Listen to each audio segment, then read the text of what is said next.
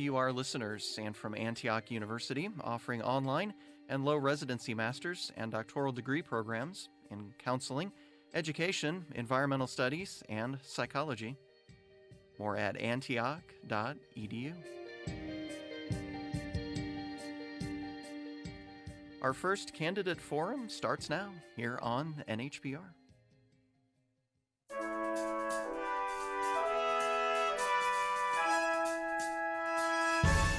Welcome to NHPR's debate for New Hampshire's 1st Congressional District. I'm Todd Bookman with NHPR, and I'm joined today by Andrew Sylvia of Manchester InkLink. These debates are produced in collaboration with the Granite State News Collaborative and New Hampshire PBS. This forum is also streaming live at NHPR's YouTube channel.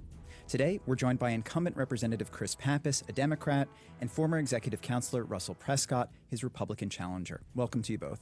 Thank you. Thank you. We've got a live studio audience today at NHPR. A bit about our format. Each candidate will have 60 seconds for an opening statement. We'll then move to questions, with each candidate getting 60 seconds to respond. Andrew and I will at times follow up with a question or seek clarification, and candidates will get 30 seconds on those. In the case of a direct attack, we'll give candidates 30 seconds to respond. We ask our audience to remain silent, and we ask the candidates to respect each other and wait until your turn to speak. For today's questions, we relied on the public's feedback and thank everyone who supplied input. So we'll get started with opening statements. We flipped a coin backstage. Congressman Pappas, you'll go first. 60 seconds, please. Well, thanks very much to NHPR for hosting this forum and to Russell for being here. I'm a lifelong resident of New Hampshire, a fourth-generation family business owner that understands the pressures in our economy right now on families and communities and what we need to do to fight to lower costs. Now, over the last 2 years, we've seen Republicans in Congress taking dysfunction and extremism to the next level, and it's hurt our ability to solve problems. So it's an important time to turn the page and focus on solutions. That's why I'm working to cut taxes for working families, to invest in affordable housing and childcare to make that more accessible to New Hampshire families, to make sure that we're lowering energy bills and fighting climate change and continuing our efforts to lower the cost of prescription drugs, make sure that everyone has access to health care. I'm also willing to take on the big fights. And right now, it's important that we have a representative in this district who will work to restore Roe v. Wade as the law of the land and doesn't believe that politicians should be getting in the way of this private, personal decision. So to me, politics is about people. It's about what we can accomplish when we come together.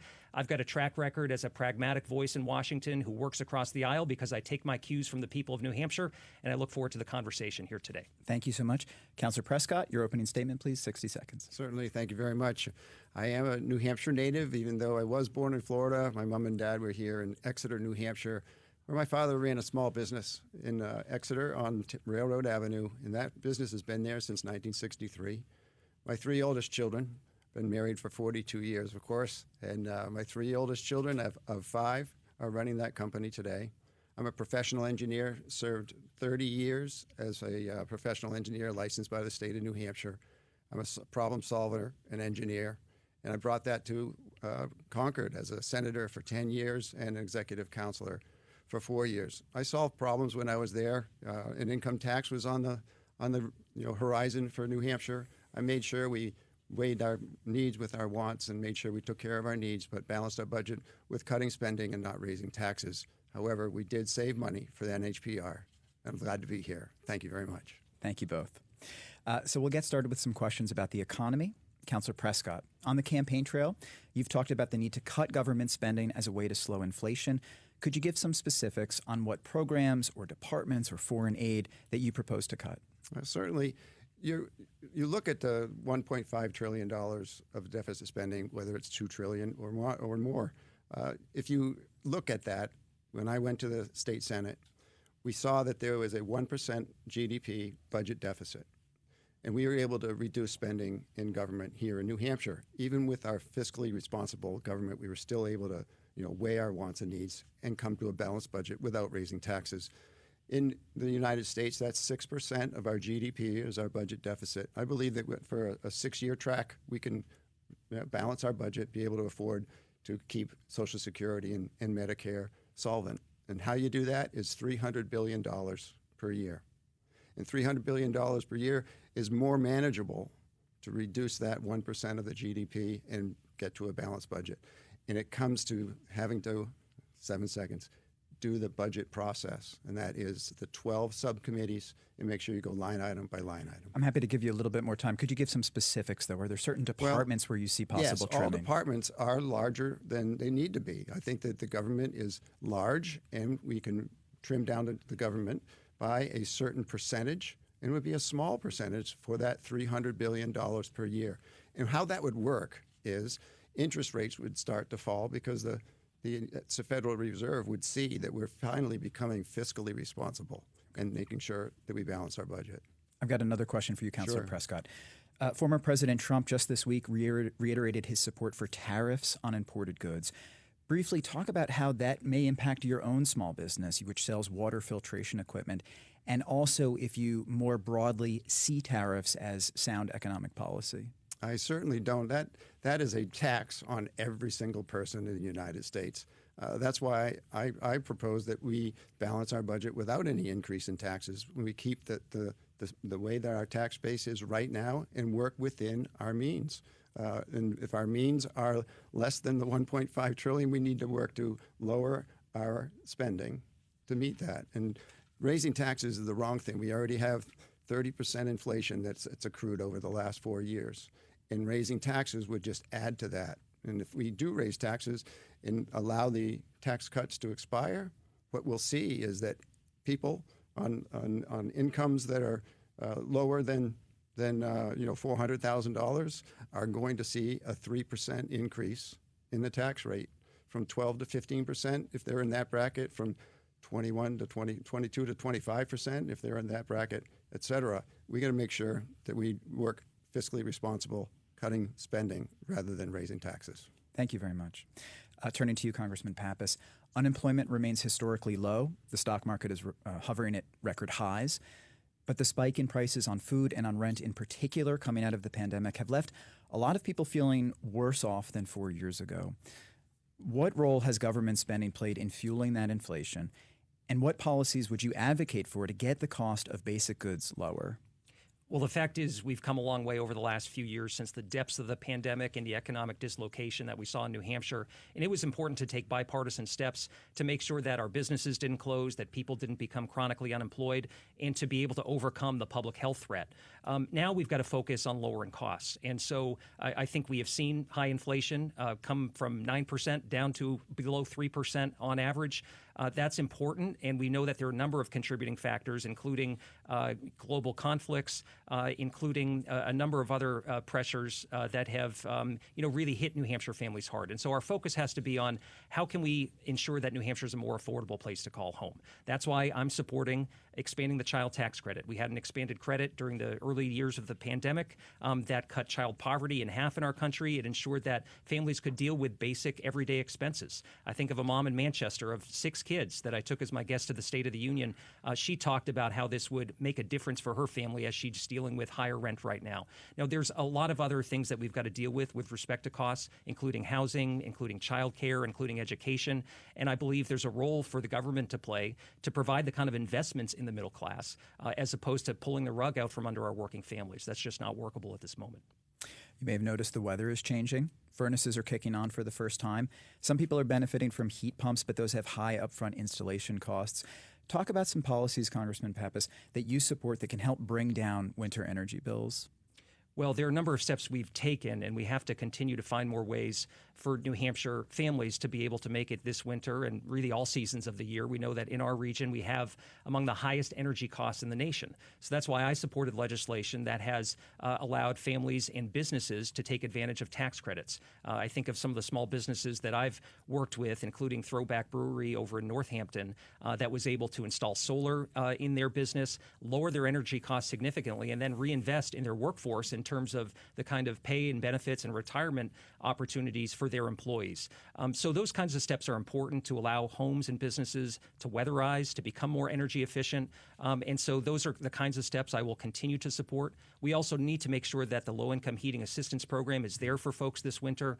We secured a record amount of funding last year, but as energy costs are stubbornly high, we've got to make sure that for those who are most in need, that they get the help. Great. Thank you both.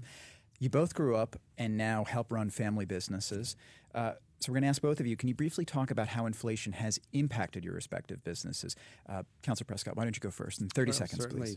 please? The 30 seconds would be we have to make sure that we keep up with inflation by increasing pay. And that is what has been the most important part of running a business in these last few years. And keeping pace with that, and also keeping pace with a higher cost of health insurance. Again, it's another double-digit increase for our company. We pay 100% of that for every individual that works for us. And making sure that I can continue to do that, we have to adjust pricing. You do that every once in a while, but most of the time, you just make sure you run more and more efficient. And that's why we handle the problems. Congressman Pappas, briefly, what have you seen at the family restaurant in terms of inflation impacting the business? Well, look, anytime prices go up, it puts a lot of pressure on the bottom line because most of our small businesses are not run on huge margins. They're run on very thin margins. And so an increase in the price of chicken, for instance, at a restaurant business really makes an impact in your overall picture. So that's why we have to continue to work to secure supply chains. That's been a huge contributing factor to the inflation that we've seen over the last few years.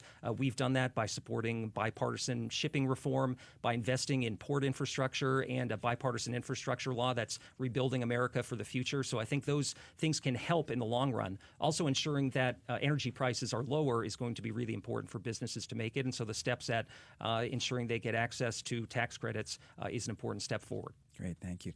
Andrew, you've got our next question. Okay. Let's turn to immigration. Congressman Pappas, in September, you introduced legislation to boost security along our northern border. But what role should Congress play when it comes to influencing immigration at its sources, that is, the countries of their origin? Well, we do have to go upstream and make sure that we've got a more stable picture with respect to the Caribbean, to Central American countries where we know that the war, the poverty, the lack of economic opportunity is sending people here to undertake a dangerous journey to get to the United States. And so I think diplomatic efforts are incredibly important, working with partners, not just in our hemisphere, but around the world, at addressing the fact that we've got more displaced peoples today than at any time since World War II. So it's really important to look at those factors. We also have to be smart about how we modernize a broken immigration system and fix it so that it's serving the needs of our country. That's why I support the bipartisan bill, which is bottled up in Congress because Donald Trump won't let us vote on it, which has provisions in it that would reform the asylum system to make sure that we are promoting border security, investing in technology and resources along the border that can keep this country safe, and ideas like ensuring people can apply for asylum from their home country so that they don't have to undertake that dangerous journey and that they can get in line and get their case heard, I think would be an important step forward. Thank you so much. Follow-up question for you, Congressman. New Hampshire's tourism economy, including many businesses in your district, are reliant on foreign workers. But a lot of those companies complain about the process for applying for those workers. In your view, does that process need to be improved or expanded? Yes, it should be streamlined for businesses. It's overly burdensome right now. I've talked to a number of business owners through the years about this issue, whether you're in landscaping or you're in the hospitality industry. A lot of these seasonal businesses rely on H-2B, J-1 visas, and other programs that allow them to get the workers in here to meet their customers' needs. I think of a business owner up in the Mount Washington Valley named Matt. He's got a few seasonal businesses, relies on these visas, but the process has not been clear. And in fact, there's been a cap that's put on over the last few years that have prevented them from getting workers at the numbers that they need. And so that's why the bipartisan law is important around immigration. It would raise these caps and allow for more capacity in these programs. Thank you so much. Now to you, Councilor Prescott. How are you? Good. On immigration, you said securing the border will be your top priority if you are elected to serve in Congress. You told the New Hampshire Journal that you'd advocate for the return of a, quote, remain in Mexico policy. What incentives does Mexico have to participate in that policy? What incentive would be is that they would have less crime in their country. They'd have less drugs coming over the border into America if we could stop that inflow with the door open at our borders. It's affecting Mexicans as much as it is affecting United States citizens. This problem is not just the border north, it's also a problem the border south. If we firm up that wall in working with our neighbor to the south, Mexico, it helps both of us. And that's what I'm talking about. Make sure we have a plan that will help remain people in Mexico, and not just Mexico, other South American countries need to know that we are working very hard to streamline our way of becoming a citizen of the United States. We need to open up the market in terms of categories where you can get a green card and categories where you can come here to work on a visa. That would help New Hampshire's unemployment rate here and make sure that we have the good quality people to work and become part of the great melting pot that America is. Thank you so much. And going back to tourism, Councilor Prescott, do you support expanding work visa programs for jobs in the tourism sector specifically? Well, absolutely. But there's another one that needs to be done. Is we have a lot of these area community health facilities around our country, around our state, and they need to have a program that says you can come here if you're going to be a healthcare worker. You don't have to be a nurse. You don't have to have higher education. Just the fact of that category. If we would open up different categories, including tourism, to have a work visa, that would help with streamlining the process to get people here who want to be American citizens. Thank you so much, Paul. Todd, back to you. Great, thank you. Congressman Pappas, climate change is driving a crisis in the insurance industry, with many property insurers losing money or pulling out of markets altogether. What role, if any, should the federal government play in backstopping home insurance?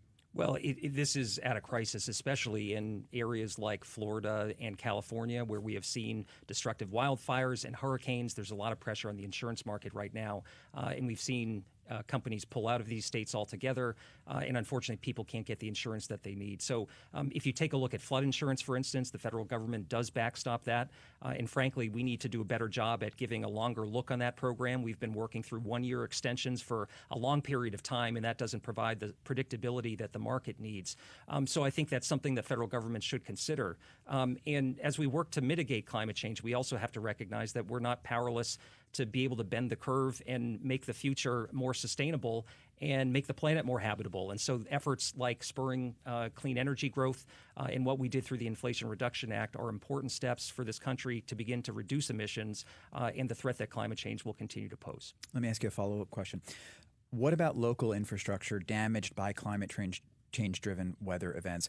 Should the federal government play a stronger role in telling local communities where they can rebuild, if they can rebuild, given that taxpayers are often forced to fund storm recovery efforts? Well, I think it's important that our communities have that information to understand how a changing climate is impacting homeowners and businesses and properties.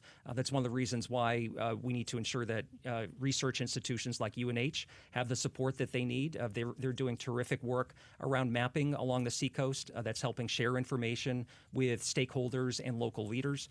But you're absolutely right. We have seen, by some estimates, over recent years, about $500 million worth of storm-related damage, a lot of it on the seacoast of New Hampshire, including twin storms this past January. And so we've got to make sure we're investing in a resilient infrastructure and providing information and best practices and technical assistance to communities to be resilient.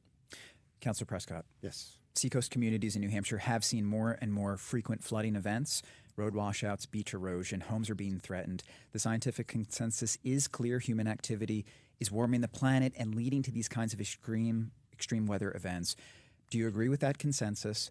And what policies would you support to address the impacts on residents of this congressional district? Well, being a native of the Seacoast, I have seen it practically my whole life that every winter they're always cleaning up the Route 1 and Route 1A along the coast, and it's a troublesome thing when you have the full moon, the wind, and the tide all working in concert with itself, and it happens quite often, and it may be even more frequent if you can get that data and see it.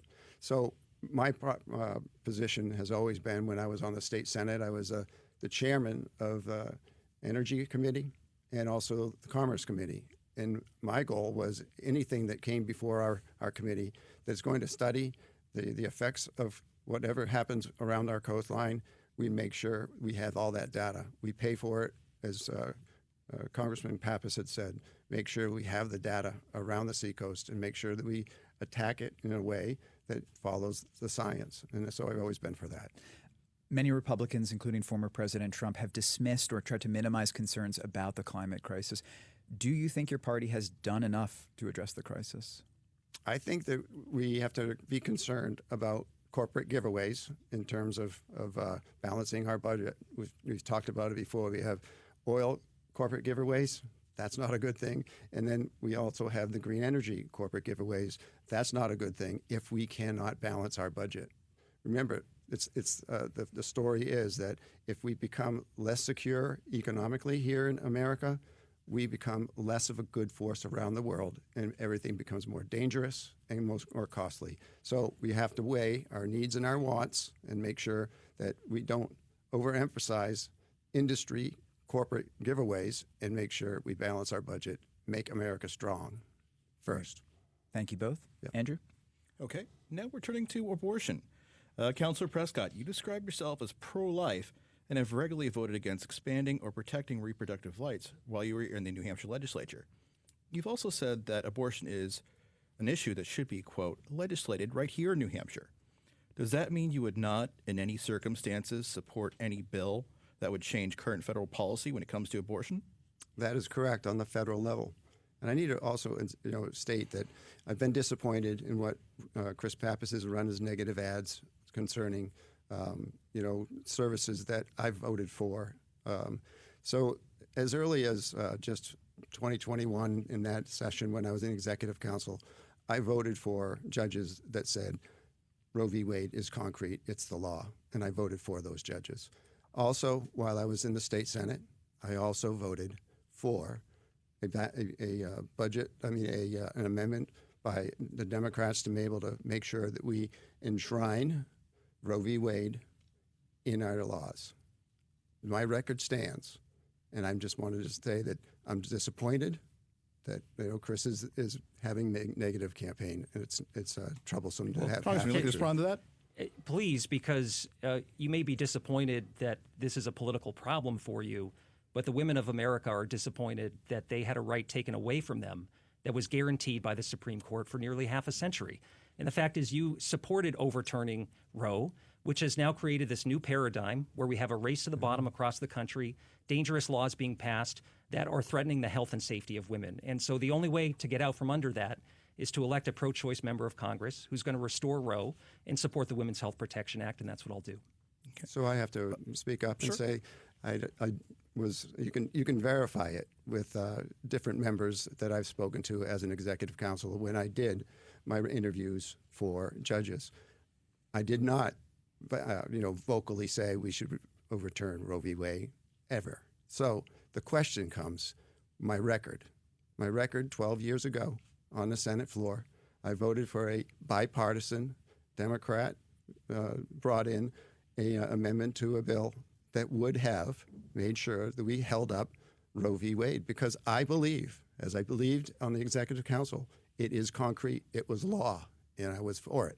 Thank you. Well, this is a little bit of a change because throughout this campaign and the last one, he said he supported what the Supreme Court did in the Dobbs decision. We've got a few more questions. And that is contrary. Let's get back to the topic at hand here. That's fine. We have another question for you, Councillor Prescott. Do you see a role for Congress when it comes to any other reproductive issues such as contraception or IVF? No, again, we have the concrete of the Roe v. Wade decision that I wanted to uphold as an executive counselor is the same way. We have to make sure we have access to all those things that Roe v. Wade stood for. Okay. Now to you, Congressman Pappas. Since the Supreme Court Staub ruling 2 years ago, congressional Democrats have tried and failed to pass a federal right to abortion. The fact is that Democrats are unlikely to get the majorities in Congress that they need to pass any abortion legislation. As you know, 60 votes are needed in the Senate. So what options are available to advance the kinds of policies that you would support on this issue? Well, I think it's an issue that's on the ballot this year, and the next president could select multiple Supreme Court justices that will help determine this issue and so many others for generations to come. And it's also important to have folks that are champions of reproductive rights. Now, he's trying to wordsmith something here, but he shouldn't be let off the hook for the fact that he supports Dobbs. He supports overturning and taking away a woman's right to choose in this country and putting this power in the hands of politicians as opposed to women. So we do have to fight this fight. And we passed the bill through the House twice a couple years ago when we had the majority. I think we're not that far away from being in a position where we have a pro-choice majority in both the House and Senate. I can't speak for Senate rules and how they'll work to get that through. But I do think this is an issue that concerns a lot of folks across the state. And whether it's an assault on abortion access or these efforts to go after IVF, contraception, there's a role here that I think means that the next member of Congress from this district should be on the side of the people of New Hampshire and share their values. And that's a difference between the two of us. Okay. Counsel, you weren't directly mentioned, but Congressman Pappas did say your name, your pronoun. Yeah. Do you have any response to that? Well, again, when I was on the executive council, I voted for judges that felt that Roe v. Wade was concrete, was the law. When I was in the state Senate, I voted for that Democrat amendment that would have created the, in our state law, the requirements of adhering to the Roe v. Wade, and make sure that when that bill was passed, which it wasn't, when that bill was passed, it would not come under constitutional scrutiny. And eventually, and this is very, very poignant about being independent. A lot of my Republican colleagues did not vote for that. However, 4 years later, because of my trailblazing on this subject, the legislature voted for what our law is today. Our law is today, upholding Roe v. Wade. Thank you, and that's gentlemen. the same thing that I would vote for.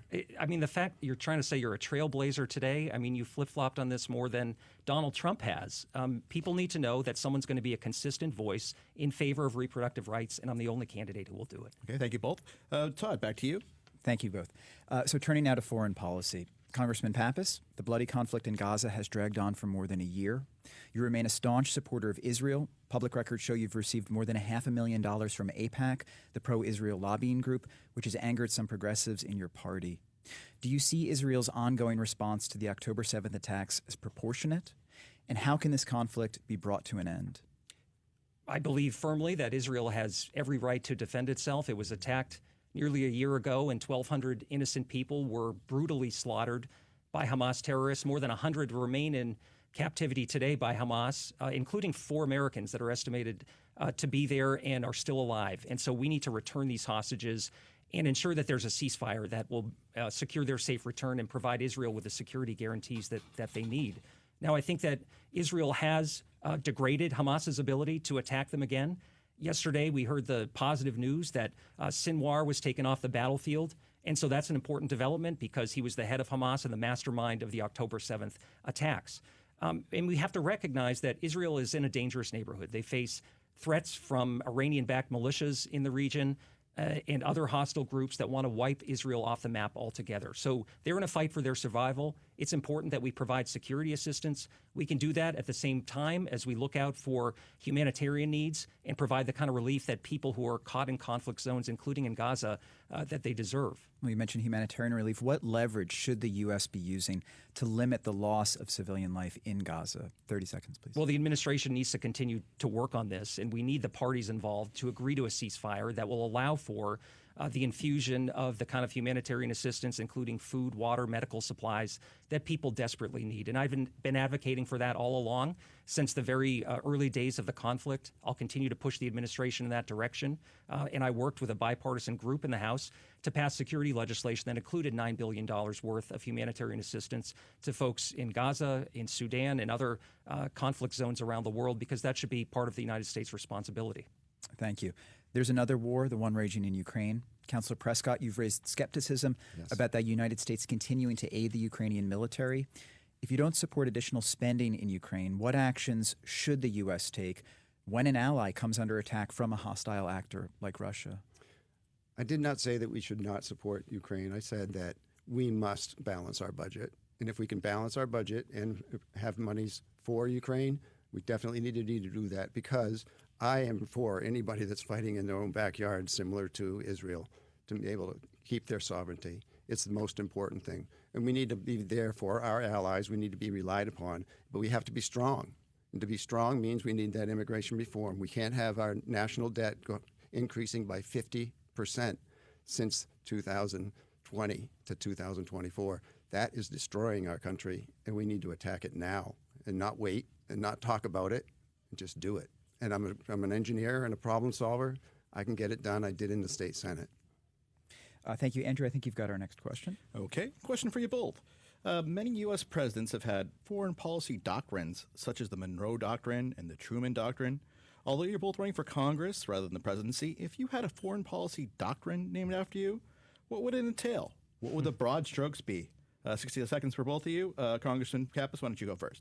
Well, I think it would be a strong diplomatic engagement with our allies and with the rest of the world, and a strong military. We have the most lethal fighting force on the face of the earth. It's important that we maintain that strategic edge, but we also need to ensure that we're working with our alliances. And right now we're at a point where NATO is growing. We've seen 2 new countries join NATO during this administration, and that's an incredibly positive development as we face the conflict in Ukraine, in Russia's ongoing war, as we face other threats, including from China and Iran. It's important that we develop these deep relationships through alliances like NATO, the partnership of AUKUS, and others that provide for the kind of strategic military cooperation that the United States should engage in. Okay. Counselor? Appeasement is war, and strength is peace. That would be my slogan. So that would be the Prescott doctrine? I guess it might be. Because what we have today is that we have appeasement around the world that says, please don't do this. We don't want you to do this. But there's nothing to back it up. And we need to start being able to be forceful and have a strong military that's stronger than what the influences in our world. We have a less military than China in the Naval Department. We need to work hard to make sure that happens. As I mentioned before, balancing our budget is the most important thing. And how do we do that? We do it by taking care of our needs. That's our military. And our wants have to wait. We have to make sure that we become stronger. Interest rates will come down. Things will be more affordable. And that is how we make America able to be the strong person or the strong, leader of our world. And quick follow-up, building on what you said about China, for both of you, how would you apply that doctrine to our relationship with China, since it seems that they're committed to becoming a true rival to the United States, both economically and militarily across the globe? Congressman, you go first. We need to stand up and counter China's malign influence. And that's why I've supported tough legislation and worked across the aisle to introduce bills that hold them to account. We should be sanctioning members of the Chinese Communist Party that are involved in sending precursor chemicals that are manufactured into fentanyl from China to Mexico. We should be holding them to account for their humanitarian rights abuses with the Uyghur population. We should be holding them to account for the fact that they've steamrolled democracy in Hong Kong.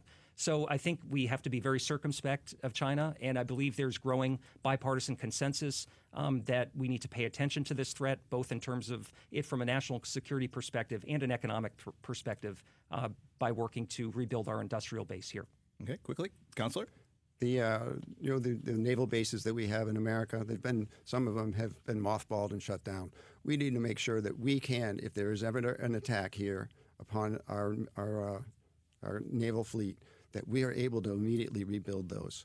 I think that we are not prepared in this world today by having all of our naval shipyards, some of them mothballed, other just not brought up to the highest of technologies, to be able to, rebuild and build new ships. We are probably just 2/3 the amount of ships as China is today, and if we lost a few of those ships, it'd be hard to get our economics going again, to rebuild all of our naval. We have to make sure we get prepared. Thank you so much. Yep.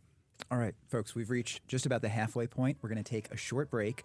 This is NHPR's candidate debate for New Hampshire's 1st Congressional District. We'll be right back.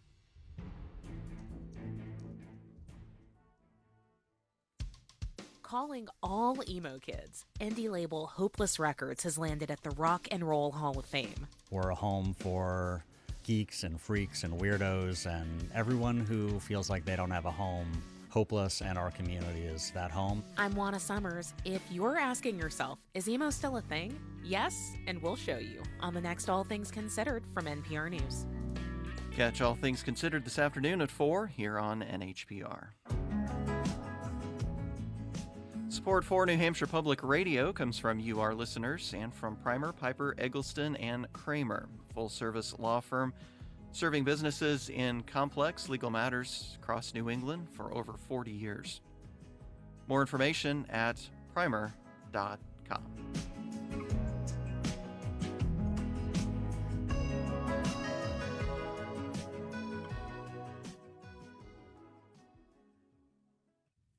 Welcome back to NHPR's first Congressional District debate in partnership with the Granite State News Collaborative and New Hampshire PBS. We're talking with incumbent Democrat Representative Chris Pappas and his Republican challenger, former Executive Counselor Russell Prescott. I'm Todd Bookman, reporter for NHPR. With me is Andrew Sylvia of Manchester InkLink. We continue now with healthcare. Andrew. Thank you, Todd. Congressman Pappas, access to health care in rural areas is increasingly limited. Primary care is especially stretched thin. What can members of Congress do to boost rural health care networks and reduce the nationwide shortage of primary care providers?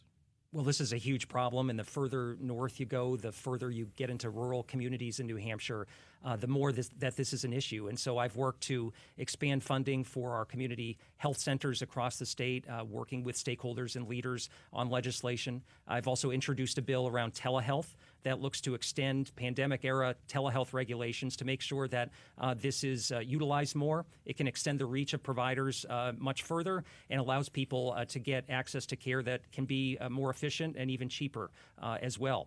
In addition to that, we need to support the workforce. That's why I delivered a grant recently to St. Anselm College that's helping them build out their nursing school. It will expand capacity in their program. We've had a nursing shortage in New Hampshire going on 15 years or so. And so if we're not taking the steps to expand programs and invite more people into the pipeline to join that profession, we're never going to get there.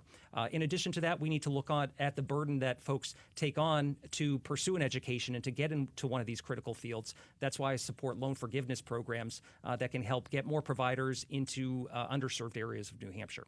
Thank you so much. Follow up for you, Congressman Pappas. New Hampshire has seen a wave of hospital mergers in recent years, with concerns about the impact on services, most recently at Exeter Hospital. Do you see a role for the federal government in regulating this trend? Well, there is a concerning trend in healthcare, and there's a tremendous amount of financial strain on our hospitals right now. Everyone is looking for a partnership or a combination. We've seen a number of those go forward in New Hampshire, and including for-profit hospitals that are playing in this market now too. So I think anytime you're losing services, it's deeply concerning. We had that happen in the Lakes region where the birthing unit at Lakes Region Hospital went away. And so what does that do for the ability of our state to attract the young families that we need? As the second oldest state in the country, that's got to be a priority for us. So absolutely, working in concert with state officials, that's something that we have to see how we can address. Okay. Going to you, Counselor. Similar question. Do you see a role for the federal government in regulating healthcare consolidation, or do you believe the private market should be left alone? I think there is a role that the federal government can do in commerce to make sure that we can purchase from anywhere in the country for our corporate people that need to have competition in health insurance. If I can purchase from a Massachusetts insurance provider or a Texas insurance provider, we need to be able to provide all of the data from New Hampshire for our work base and make sure that they are able to work here with that data, know what the risks are, and be able to be competitive, knowing what the risks are. That's important. I think that we can do that from a federal level to make sure we can purchase health insurance across state lines. Thank you so much. Councilor Prescott, another question for you. Republicans have been criticizing the Affordable Care Act since it was passed more than a decade ago. If the GOP were to gain the majority in Congress, what changes to the ACA would you push for, if any? Well, there is one, and that is the work requirement has not been there. And it's a small part of the Medicaid program, and all the other parts of Medicaid have a work requirement. And I believe that was a major flaw in that expansion. And I think that's an easily changed thing to do federally, and making sure that we give an opportunity to train and make sure that those individuals that aren't encumbered by taking care of elderly parents or disabilities, or, of course, if you're retired, you shouldn't be required to work. This is an opportunity to keep away from being a socialized country. Socialism means that you just get your money from the government and that's how you subside, and that's not good. We want to make sure that we are able to train people to be in the workforce. Okay. Congressman Pappas had a chance to talk about his plans for rural health care. What are your ideas, Counselor, for increasing access to care, especially in the rural parts of the 1st Congressional District? I think the natural forces of the economy would benefit from having a streamlined immigration. That would allow people to be classified as home health care individuals for having a green card or a work visa to be able to come to our state. It would drive down the high cost of employment, because we won't have a low, not interest rate, but unemployment rate. The unemployment rate is so low now that everybody is fighting for the same employees. We need to make sure that companies and corporations are able to, and also our healthcare people, to be able to have, from a larger pool, be able to have more employment. And that would help naturally in the process of getting people to work. Thank you so much. Todd, back to you.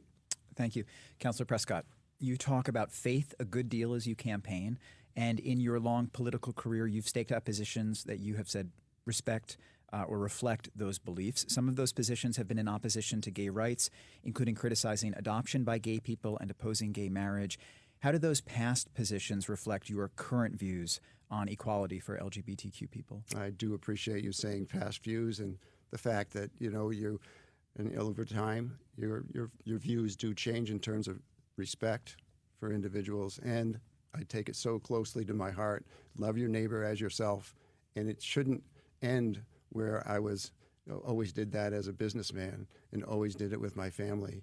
It should never have ended, but with negative campaigning, where you're just, you're out there just, saying wrong things about people. It's wrong. And so that's why I do try and run as best as I can a positive campaign on the issues, describe myself by my actions, like 12 years ago when I did vote for that amendment that would have codified Roe v. Wade here in New Hampshire.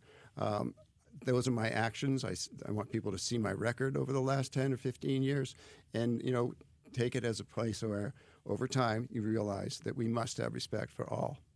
Thank you.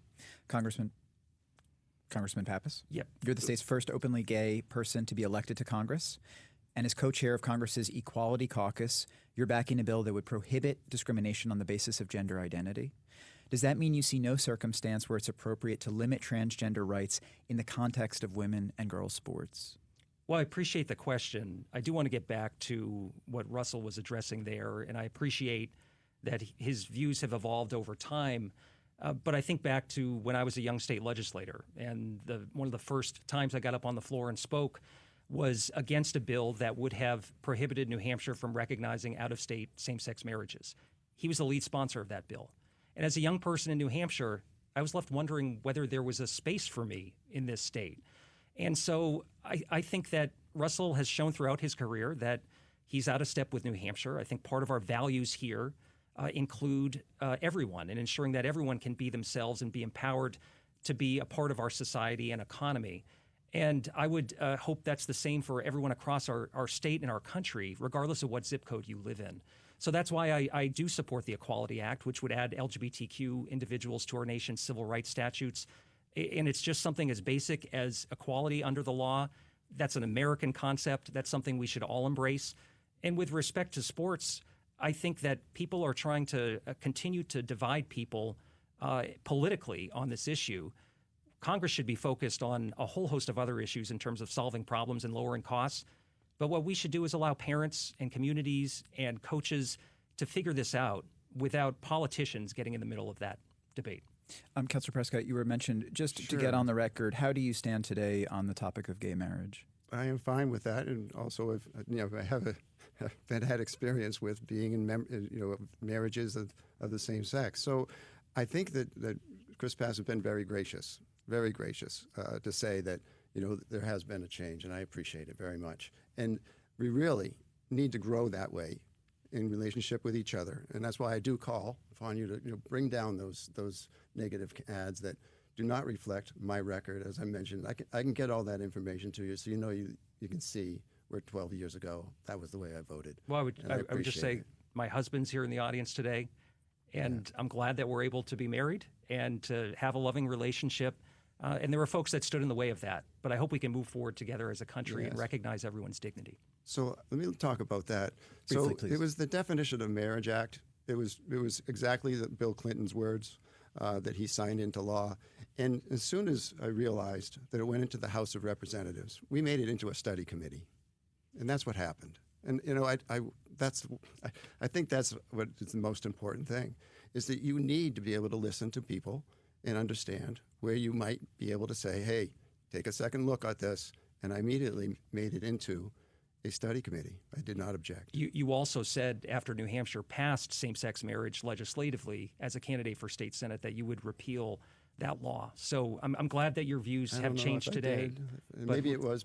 I don't believe I would say. And I didn't even do that when I wasn't active when I came back in the state senate in 2010. My activity was balancing the budget. But as a candidate, you were clear about that. I want to thank you both for your candor on this topic. We're going to move on to the next. We're going to move on to the next question. Thank you. Okay. Public trust in Congress is very low these days, and doing even basic things like electing House speakers or passing budgets seem to plunge the body into crisis. Congressman Pappas, you're already there. I know you're only one member of the House of Representatives, but why should voters expect that to improve if you get reelected? Well, I think you have to be committed to the proposition that we're all in this together and that ideas from both parties can be sensible, and you should put everything on the table and figure out what's going to work.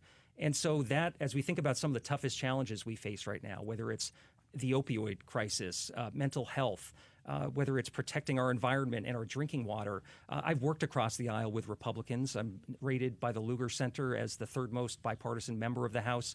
That's the way that you solve problems. It's also the way that you dial back the intensity and the noise to figure out how we can cut a path that's going to serve the people of this nation well. So that's what I'm committed to. That's my record. I think people know me as someone who's incredibly pragmatic and open-minded. And what I try to do is to create a feedback loop between the stories and experiences of people here in New Hampshire and how we can turn that into change and into positive results in Washington. And I would hope that more members would follow that path as opposed to the sort of cartoonish view that you see of a lot of members that are really focused on cliques and on division. We've got to push that extremism to the side.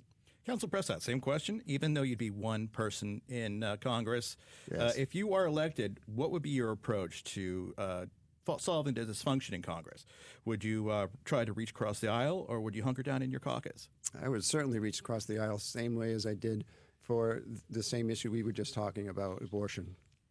When I was in the state senate, I did also voted against my Republican colleagues when they wanted to have a voter ID bill that was not going to have votes counted that very day. So I was able to make sure that that did not pass. And I was the prime sponsor of a voter ID bill that I worked with the governor to make sure it didn't get vetoed by Governor Lynch. And I also made sure that it did not get pursued by the Obama administration under their Justice Department review. And we were able to work with the town clerks and city clerks of our state on a bipartisan way to make it a very, very workable voter ID bill. It's still in force today. That year, when it was voted into law, it was passed into law, it was administered that very same year for the election. So it was a law that worked, and it was becoming a person that, actually has a record of being bipartisan to make sure, you have to stand up to your party when they're not right. We should have been able, and we have been voting, getting our votes counted every single day. Thank you, Counselor. Back to you, Todd. So turning now to public safety and guns. Vice President Kamala Harris, I think, surprised a lot of Americans by talking about her ownership of a Glock handgun recently. Congressman Pappas, I'm curious, do you own a gun? No. Many Democrats say there are simply too many guns on American streets. Some in your party support gun buyback programs as a voluntary way to reduce the number of guns in America. I'm curious, what's your stance on that? Well, I think we should focus on what we can do to partner with local law enforcement. And that's what I've done during my time in Congress. Delivered resources to Manchester, worked with Chief Aldenberg for a gunshot recognition program that is helping to curb gun violence in the center city area of Manchester. So I would look at those ideas by trusted folks in law enforcement that need our investment. And so whether it's a program like that, upgrading radios, giving our police officers recruitment and retention bonuses, those are the things that will bolster law enforcement in our state. But I don't believe that we're powerless to address gun violence. It's the number one killer of young people in this country, and we have got to stop the mass slaughter that we see where too many weapons of war are falling into the wrong hands. And so ideas like universal background checks, closing loopholes, building on the bipartisan Safer Communities law is the work that I'll do in Congress. You mentioned universal background checks. Councilor Prescott, do you support universal background checks? That would include transactions at gun shows and private sales. Should every gun transaction be subjected to a background check? No, I think that's the Second Amendment needs to be defended when you take your oath of office. That is the most important thing. Have a A+ rating by the Gun Owners of America, and it has to do with the fact that I was the prime sponsor of constitutional carry, and it didn't pass the first time that it was brought forward. But eventually, people realized that it is our Second Amendment right, and we make sure that we have very responsible gun ownership in New Hampshire. That is the most paramount part of having rights. You have to be responsible with those rights, and it would always act to have education and brought that education down to the younger level in our grade schools, or in any way that we can educate people to be very, very careful of firearms. Many states have so-called red flag laws that allow a family member or law enforcement to ask a judge to intervene if they're worried about the mental health of a gun owner. New Hampshire has rejected efforts to pass such a law at the state level. Councilor Prescott, do you support such an initiative at the federal level? No, I would not support that at the federal level. I don't believe that at the federal level we should have a list of gun owners. That's just, makes people's hair stand up on the back of their neck where they have a list of people that have gun ownership. So when we talk about red flag laws, that's exactly why we call them red flag laws. You're missing the point that it's part of it coming on a list that you are, a owner of a gun. We don't want that list to get larger and larger. Thank you. Andrew. Okay, question for both of you on the topic of higher education. Is there a way to help people saddled by high student loan debt without putting taxpayers on the hook for students who can pay back their loans but choose not to? Councilor Prescott, you first. Certainly. When I was in the state Senate, we really emphasized our needs of our state as funding more for the community college system and make it reciprocity between our university system so that every college community credit is put right over to the university system. That saves costs. People are not going to four-year colleges any longer because it's so much easier to go to a local college in a community area and then be able to just immediately transfer those credits to the last 2 years of a college degree. And also you have to realize that there are other ways of making a living, and that is the trades. So we can continue and invest in that. That's what I did also as a senator. Okay, Congressman? Well, I do think we need to be providing support to students. This is an important issue in New Hampshire where we have the highest student debt load of any state in the country, in part because our state does not step up to the plate and provide adequate funding to our university system. So I would look at what we can do moving forward to make college more affordable, including by expanding Pell Grants and tuition assistance and loan forgiveness programs. Like I mentioned when we were talking about healthcare, getting people into professions where they're serving the public in needed areas like law enforcement, education, healthcare. Those are the ways that we can not just meet the burden that individuals are facing, but also support the needs of our economy overall. I'm also a big supporter of apprenticeships, skills training programs, and career and technical education programs. We've got great departments around New Hampshire.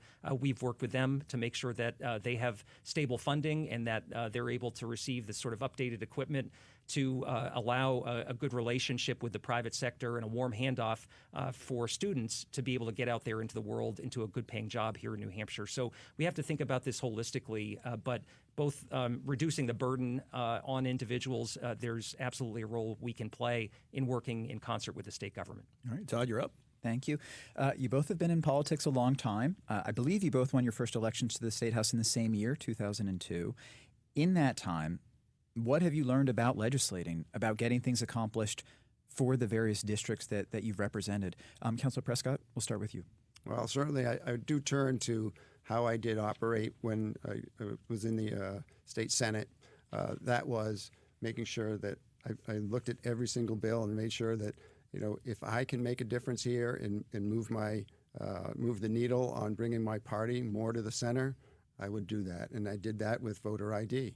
Again, that is what true bipartisanship is, trying to be that person that steps out and says, this is wrong, and even if it is part of your colleagues, make sure you do that. That was what I would bring to Washington, D.C., to make sure that I keep people on track down in Washington, D.C. We know that it's all about ego and wanting to be on TV and maybe get an interview, and It is the wrong way to do things, and I would dedicate hours and hours a week because it would be something that I would get down there and work and make sure we balance our budget, make sure we do immigration reform is the most important things that move our country forward. Thank you.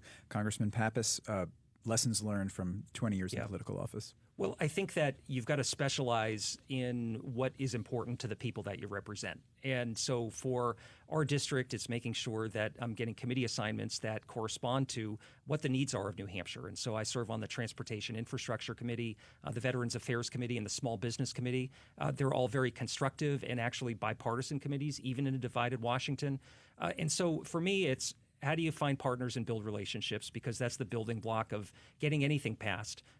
And how do you figure out ways to just fine-tune your operation so that you're meeting the needs of people, hearing from folks in the Granite State in real time, and turning that into wins? I'll mention one issue. It's the PFAS issue, which is very present in New Hampshire. Have learned a lot from folks on the ground that have been directly impacted by this issue.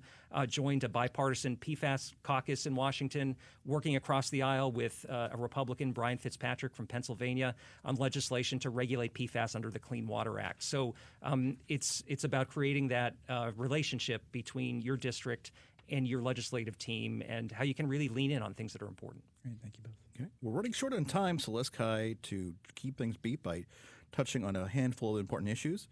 On term limits, do you support term limits for members of Congress? Councilor Prescott? Yes, I was the first person in this race for Congress to sign the pledge. I think 6 years is plenty of time to be able to get your work done in the executive council. I mean, in Congress. That's why I will, make sure that I sign something and adopt the bill that would say term limits of the Congress would be 6 years, and term limits for the Senate would be 2 terms, which would be 12 years. It's important for the people in New Hampshire just to say, in the Congress, you have the House of Representatives, which is going to be the people's house, right? And it's more bubbly, and you've got to get things done. We need more turnover there to make sure that people aren't just entrenched and the same things happen every single year. Thank you so much. Congressman, your thoughts? Well, I haven't supported term limits, but I do think that people stay far too long in Washington, and we need more generational change and turnover. And that's why an idea like ending partisan gerrymandering, which is something that I'm supporting, would help create more competitive districts across the country. Unfortunately, we're in a unique situation in competitive races in New Hampshire, but most of the country isn't like that. And if you gave voters the option of truly being able to shape the outcome of elections and not just have it settled by primary voters, that's going to be better off for the electorate and also achieve the kind of turnover that we do need in Congress. I think with that, we need to conclude today's debate. I want to really thank both of our candidates, Representative Chris Pappas, Councilor Russell Prescott, for taking the time to be here today. Also, thanks to the Granite State News Collaborative and to New Hampshire PBS for partnering with us on this event. Our next forum is on Tuesday, when we'll hear from the candidates running for New Hampshire's governor's race. You can find all of our election coverage at nhpr.org. I want to thank Andrew Sylvia from Manchester InkLink. I'm Todd Bookman from NHPR. Thank you all in the audience for joining us today. And again, a special thanks to our candidates for participating. Thank you. Thanks. Thank you.